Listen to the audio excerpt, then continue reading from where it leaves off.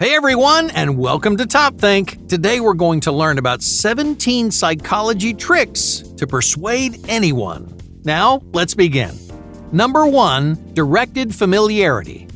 Magicians persuade people for a living. They use calculated illusions to create predictable scenarios, but they do it without anyone's knowledge.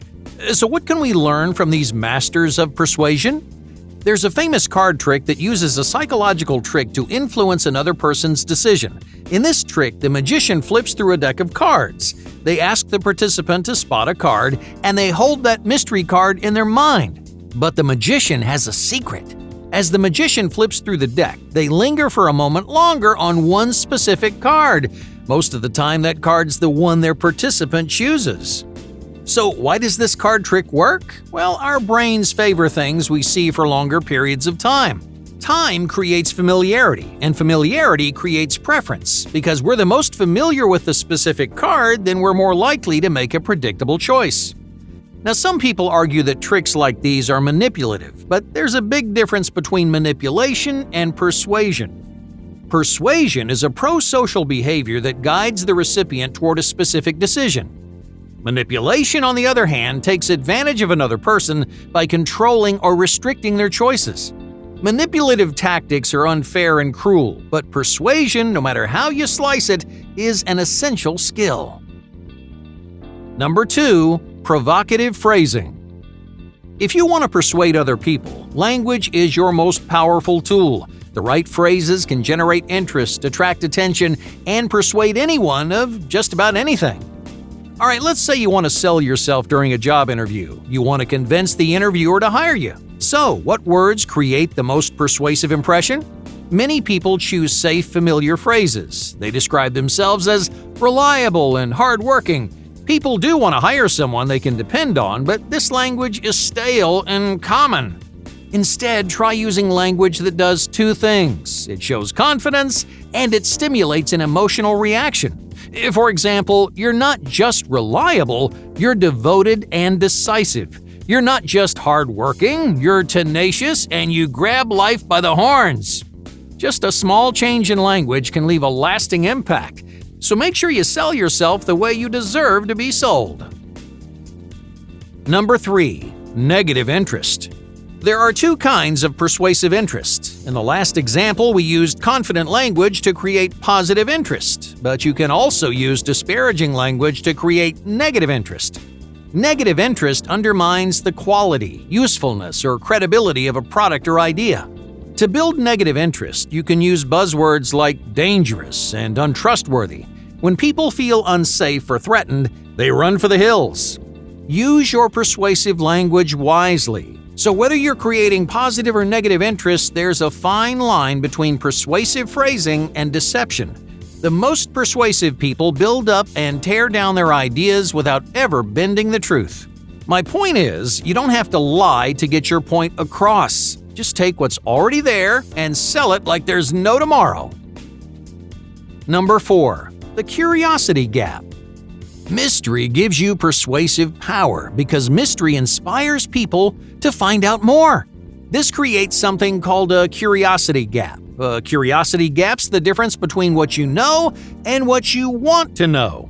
By using this gap to your advantage, you put enough cards on the table to maintain interest, but not enough to give yourself away. Number 5. Foundational repetition. Repetition affects almost every aspect of our lives. It's how we learn, it's how we form new habits, and it makes any idea significantly more persuasive. The first time you make an offer, it might not capture someone's attention. Maybe it's bad timing, maybe the recipient just doesn't like your idea at first. But if you're persistent, your offer becomes more familiar and the recipient's opinion gradually changes, and eventually you'll catch them at the perfect moment, and all that repetition will finally pay off. Number 6. Perceived rarity. Rarity is every salesman's best friend. When something becomes limited or exclusive, people show greater levels of interest. So to be more persuasive, increase the rarity of whatever you're selling. All right, what if your idea isn't all that rare or exclusive? Hey, that's okay. What matters isn't the rarity of your product or idea, it's the rarity that your customers perceive. So, a good salesman might say, "This vacation is a once-in-a-lifetime experience." This phrase grabs your attention because suddenly you're looking at a life-changing decision. If you say no, you might be missing an amazing opportunity. No one wants to pass up something rare or unique because everyone, no matter who you're marketing to, is afraid of missing out. Number 7. Increase the pressure. Have you ever had a conversation with someone who's taking notes? It puts a lot of pressure on you, doesn't it? Suddenly you're in the hot seat. You start second-guessing the things you say because taking notes raises the stakes. People get nervous when you increase the pressure. They become less decisive and less confident, which gives you power in the conversation. Number 8. Strike a balance. Is it better to focus on the pros or the cons? Well, the answer seems pretty obvious, right? Why would you talk about your weaknesses when you can talk about your strengths? The truth is, the most persuasive approach isn't 100% positive or 100% negative. It's somewhere in the middle. So to be more persuasive, find a balance between strengths and weaknesses, because you can have too much of a good thing. If you're overwhelmingly positive, people are going to get suspicious. They're going to doubt your credibility. Even though you didn't say anything wrong, their trust in you may waver. So reinforce your own credibility by admitting a few weaknesses. Just tell people that your idea isn't perfect. This shows humility and self-awareness, which creates both trust and persuasive power. Number 9. The cutoff. Have you ever seen a commercial that suddenly cuts off? Advertisers do this on purpose because unfinished things are more memorable. Your brain likes when things are complete and resolved. It gives you a sense of closure, but when something's unfinished, the idea sticks in your memory. Your brain gets frustrated, and that frustration captures your attention.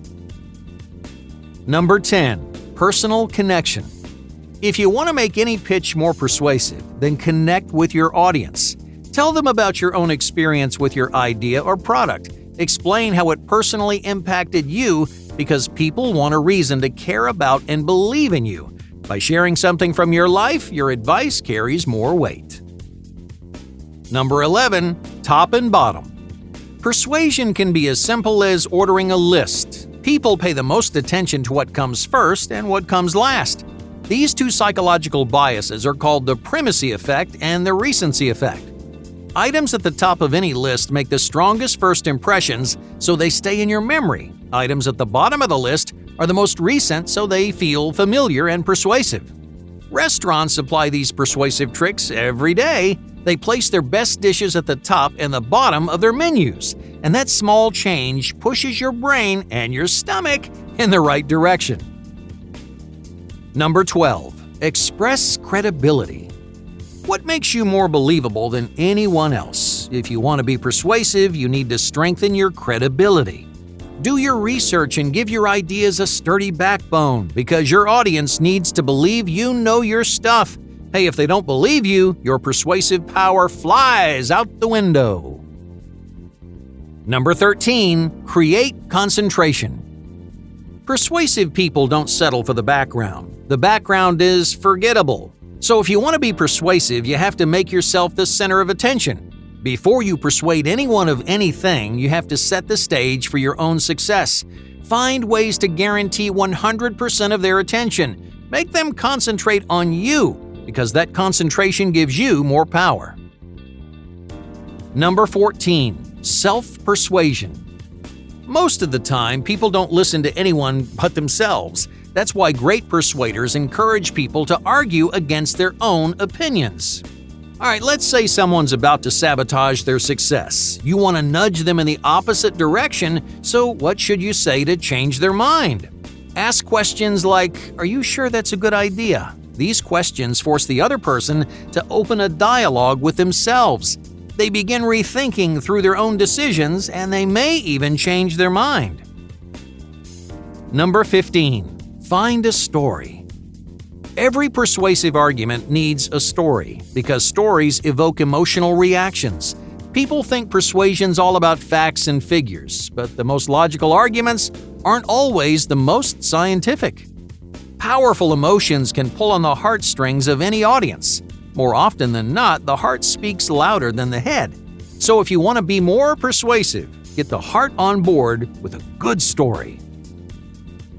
Number 16. Even if formula.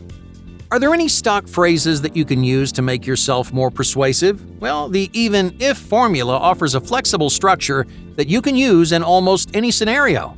Okay, here's an example. This mattress will improve the quality of your sleep even if you have trouble sleeping.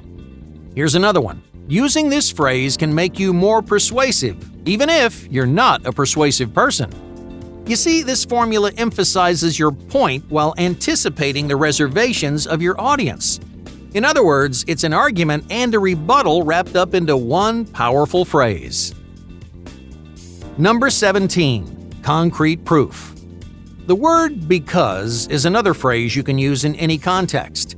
If you make a statement, follow your statement with the word because and then a piece of concrete proof. All right, let's try an example. You could say, I am the best candidate for this job, but why would anyone believe you? Instead, you should say, I am the best candidate for this job because I have the most experience. Now this time you gave them proof, and that proof makes you much more convincing. Hey, thank you for watching Top Think, and be sure to subscribe because more incredible content is on the way.